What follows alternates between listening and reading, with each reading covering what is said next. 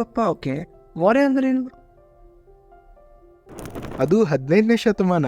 ಅಖಂಡ ಭಾರತ ಒಳಗೆ ದೆಲ್ಲಿ ಮತ್ತು ಬಾಮಿನಿಯನ್ನು ಇಸ್ಲಾಮಿಕ್ ಸಲ್ತನತ್ತಿಂದ ಹಾವಳಿ ಜಾಸ್ತಿ ಆಗತ್ತಿತ್ತು. ಅದ ಟೈಮ್ದಾಗ ಇವತ್ತಿನ ಮಹಾರಾಷ್ಟ್ರದ ಮೂರ್ಗಾಂವ್ ಊರ್ ಒಳಗೆ ಒಬ್ಬ ಹುಡುಗ ಜನಿಸಿದ. ಅವ್ರ ಹೆಸರ ಮೌರ್ಯ ಗೋಸಾವಿ.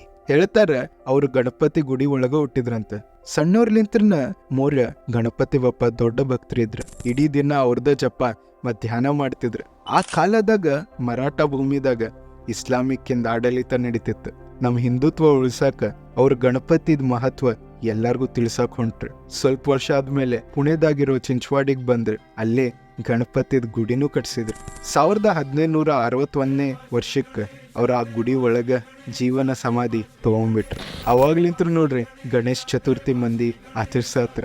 ಮತ್ತು ಗಣಪತಿ ಬಗ್ಗೆ ಪೂಜೆ ಮಾಡೋ ಮುಂದೆ ಮೌರ್ಯ ಅನ್ನೋ ಮಹಾನ್ ಭಕ್ತಗ ನೆನ್ಸತ್ರ. ಮತ್ತಿಂಥ ವಿಡಿಯೋಗೆ ಫಾಲೋ ಮಾಡಿ.